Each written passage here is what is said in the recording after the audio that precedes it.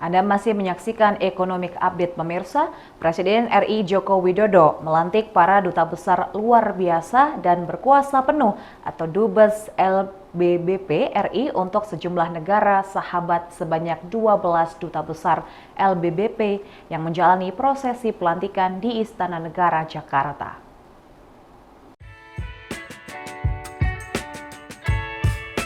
Presiden RI Joko Widodo melantik para duta besar luar biasa dan berkuasa penuh atau Dubes LBBP RI untuk sejumlah negara sahabat. Sebanyak 12 duta besar LBBP itu menjalani proses pelantikan di Istana Negara Jakarta.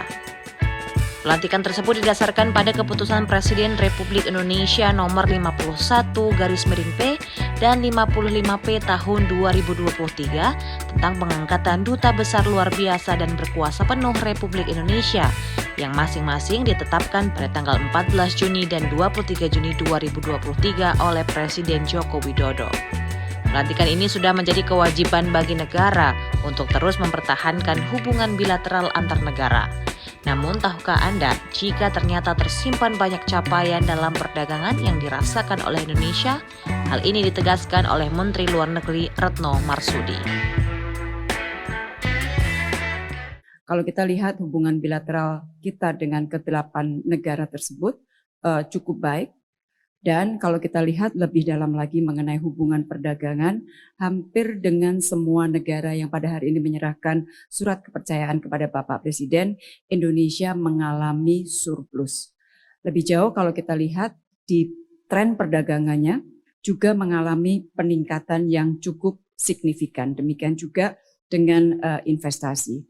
Dengan beberapa negara Afrika, kita sudah mulai melakukan investasi di Afrika dan juga para BUMN kita juga melakukan kerjasama dengan beberapa negara Afrika. Misalnya di Ethiopia kita memiliki industri garment yang beroperasi di Ethiopia, demikian juga dengan industri makanan.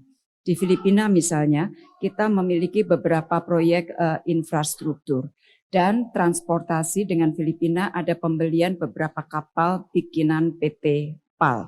Sementara untuk memperluas pasar, maka saat ini kita sedang melakukan perundingan kemitraan ekonomi komprehensif dengan Turki dan juga dengan Perancis, tetapi dalam konteks Uni Eropa. Kita juga sedang mengupayakan beberapa perjanjian Preferential Trade Agreement (PTA) dengan beberapa negara Afrika. Jadi sekali lagi hubungan kita dengan ke-8 negara tersebut sangat baik. Menteri Luar Negeri optimis terkait dengan hubungan bilateral ini yang nantinya akan berdampak pada Indonesia. Tidak hanya perdagangan, namun juga dengan hal yang lainnya. Pemirsa, Menteri Investasi atau Kepala Badan Koordinasi Penanaman Modal atau BKPM, Bahlil Lahadalia, ikut buka suara mengenai dugaan ekspor 5 juta ton ore nikel ilegal ke China sepanjang 2021 hingga 2022. Bahlil meminta agar diproses hukum jika memang benar ada ekspor ilegal ore nikel ke China dalam jumlah jutaan ton. Menteri Investasi Kepala Badan Koordinasi Penanaman Modal Bahlil Lahadalia menyatakan jika sampai ekspor ilegal terjadi, artinya proses hukum harus berjalan sesuai dengan kita yang taat dengan hukum dan demokrasi. Bahlil juga mengatakan pemerintah tidak mengetahui kasus tersebut secara rinci.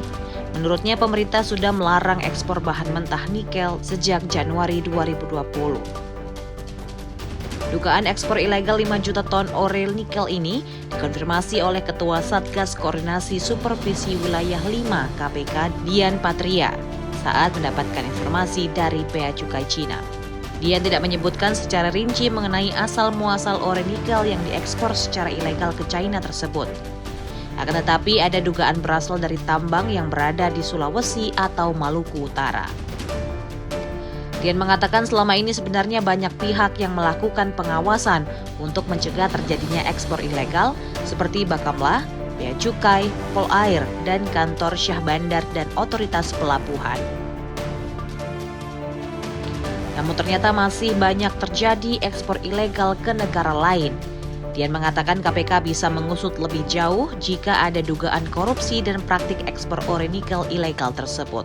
Hal ini juga dibenarkan oleh Direktur Komunikasi dan Bimbingan Pengguna Jasa Bea Cukai Nirwala Dwi Herianto yang menyebut pihaknya telah melakukan pendalaman terkait dugaan penyelundupan 5 juta ton biji nikel ke China sejak 2021. Hasil pendalaman memang menunjukkan ada eksportir yang terlibat dalam penyelundupan itu. Keterlibatan terendus dari komunikasi Bea Cukai dengan General Administration of China Custom atau GACC. Pemirsa, Menteri Investasi Kepala Badan Koordinasi Penanaman Modal atau BKPM bersuara keras terhadap dana moneter internasional. Menurutnya, aturan ini telah disepakati bahwa Indonesia akan membatasi ekspor nikel, namun IMF mencatat bahwa kebijakan harus didasarkan pada analisis biaya manfaat. Suara keras Bahlil berikan setelah lembaga tersebut menyarankan Jokowi untuk mempertimbangkan kebijaksanaannya dalam membatasi ekspor nikel dan bahan mineral lainnya. Bahlil mengatakan pemikiran yang digunakan IMF dalam meminta Jokowi menghentikan kebijakan itu sangatlah ngawur.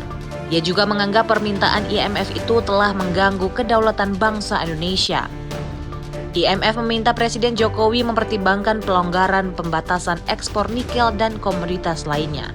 Permintaan mereka sampaikan dalam IMF Executive Board Concludes 2023 Article 4 Consultation with Indonesia yang dikeluarkan minggu lalu. Ini IMF ini mungkin lagi tidur.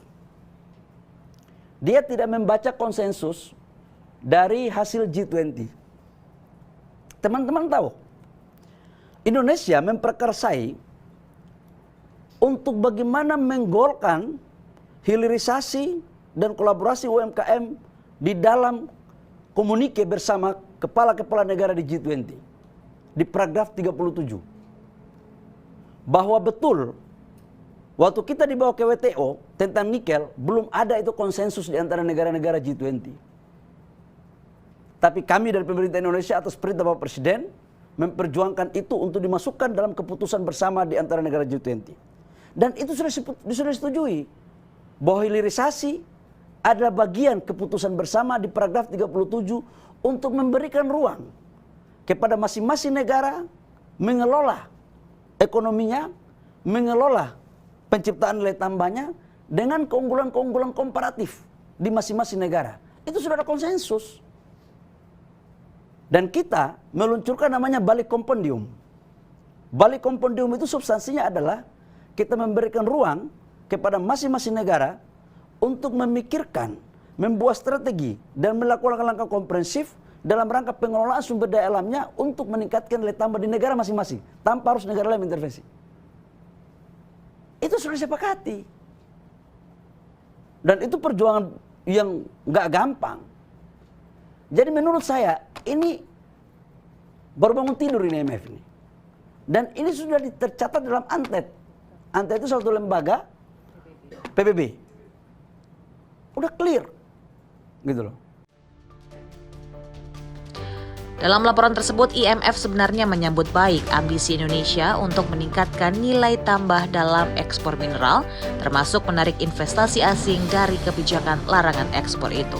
Selain itu, IMF tersebut juga mendukung langkah Indonesia yang memfasilitasi transfer keterampilan dan teknologi. Namun mereka mencatat bahwa kebijakan harus didasarkan pada analisis biaya manfaat yang lebih lanjut dan dirancang untuk meminimalkan dampak lintas batas.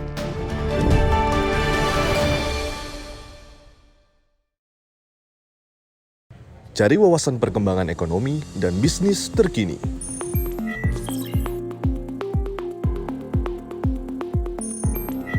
Melihat perkembangan konversi mata uang Garuda setiap weekend.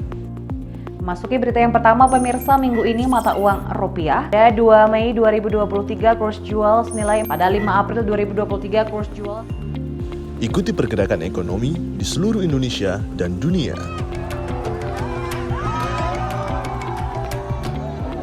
Ya begini, semangatnya adalah... Saksikan Ekonomi Update hanya di UB TV setiap hari Rabu jam 12 waktu Indonesia Barat. Indonesia.